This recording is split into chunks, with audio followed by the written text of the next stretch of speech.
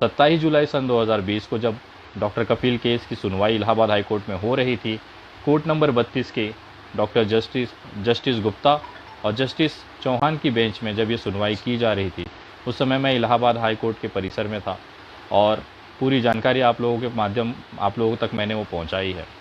अगली जो डेट पड़ी है वो 5 अगस्त की पड़ी है। हमें यहीं नहीं रुकना है। हमें संविधान के दायरे में रहते हुए, बाबा साहब आम्बेडकर ने दिए हुए अधिकार को देखते हुए, उस अधिकार का इस्तेमाल करते हुए एक लोकतांत्रिक पद्धति से जो हम भारत में अपनी बातें रखते हैं, उसको रखते हुए हमें अपनी आवाज़ बुलंद करनी है।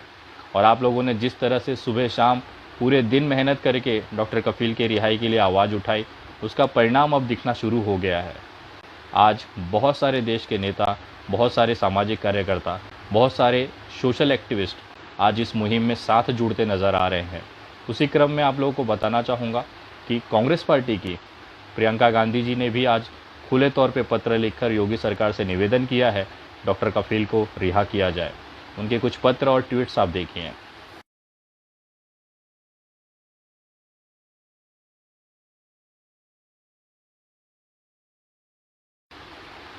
जब ये मुहिम मैंने शुरू की थी, आप लोगों ने भरपूर समर्थन दिया, मेरा साथ दिया, मुझ पे विश्वास दिया। आज उसी की वजह से आज इस मुकाम तक हम लोग ये पहुंच पाए हैं, जहां पे देश के जो नेता सोए हुए थे, उनके कानों में हमने इतनी आवाज़ गूंज दी है ताकि उनकी नींद टूटे, और उसका रिज़ल्ट आज दिखना शुरू हो गया है। ये सिर्फ आप लोगों की बदौलत है। आप लोगों ने जिस तरह से सोशल मीडिया से लेकर ज़मीनी स्तर पर डॉक्टर कफील की रिहाई के लिए आवाज़ बुलंद की है, ये मुहिम रुकनी नहीं चाहिए और ये तब तक चलती रहेगी जब तक डॉक्टर कफील खान रिहा नहीं हो जाते। बहुत से मेरे विरोधियों ने कफील खान की रिहाई को लेकर आवाज़ उठानी चाहिए थी, लेकिन उन्होंने मुझ पे सवाल उठा दिए क्राउड फंडिंग को लेके। उनकी पत्नी तक का वीडियो आ गया कि क्राउड फंडिंग न किया जाए। बहुत सारे सवाल लोगों के मन में थे, आखिर विनय दुबे ये क्राउड फंडिंग क्यों करता है? तो मैं आप लोगों को याद दिलाना चाहता हूँ, एक छोटी सी वीडियो के माध्यम से मैं आपको बताना चाहता हूँ कि आज से कुछ साल पहले डॉक्टर कफील खान ने खुद अपने लिए क्राउड फंडिंग की थी, और क्यों की थी, उसका कारण क्या था, आप लोग ज़रा देखिए।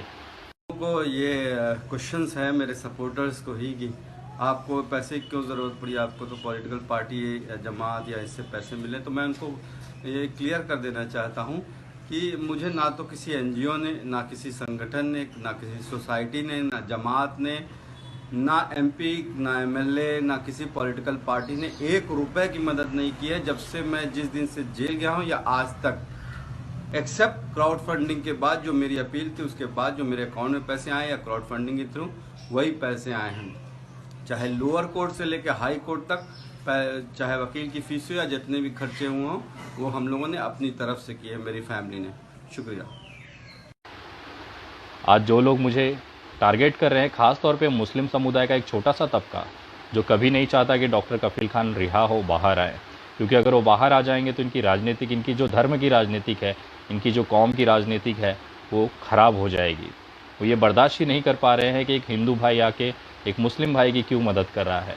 उनके कौम के ऊपर, उनके समाज के ऊपर बहुत बड़ा संकट आ जाएगा, ऐसा उन्हें महसूस होता है।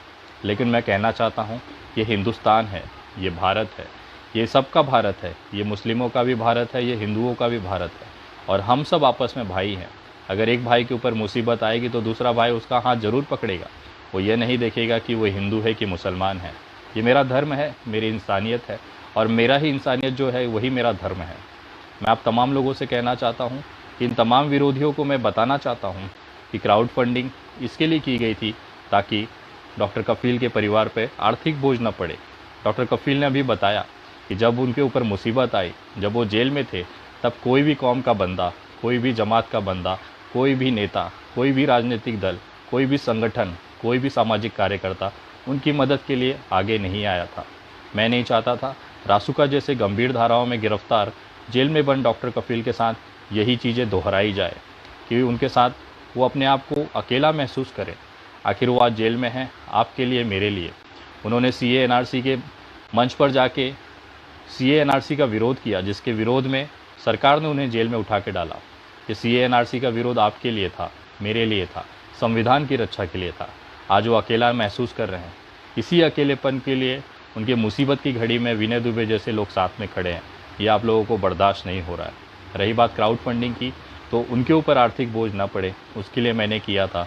और ये बात खुद डॉक्टर कफील खान ने आपको ये वीडियो में बताई है। मैं निवेदन करता हूँ, कृपया निर्णय आने तक इंतज़ार करें और आप लोगों को एहसास हो जाएगा कि मेरी टीम ने आखिर ये सारी कदम क्यों उठाए हैं। मैं उन तमाम लोगों पे धन्यवाद करता हूँ, तमाम लोगों का आभार मानता हूँ जिन्होंने मुझ पे विश्वास दिखाया, मुझ पे यकीन किया। मैं आपको ये शब्द देता हूँ, आपका ये विश्वास, आपका ये यकीन कभी नहीं टूटने दूंगा। नेशनल दस्तक की आपसे गुजारिश है कि अगर इसको बचाना चाहते हैं तो नेशनल दस्तक को सब्सक्राइब करने के लिए रेड कलर के सब्सक्राइब बटन को दबाएं, फिर बेल आइकन की घंटी दबाएं। नेशनल दस्तक को बचाने के लिए बहुत जरूरी है कि हर खबर को शेयर करें, लाइक करें, कमेंट जरूर करें।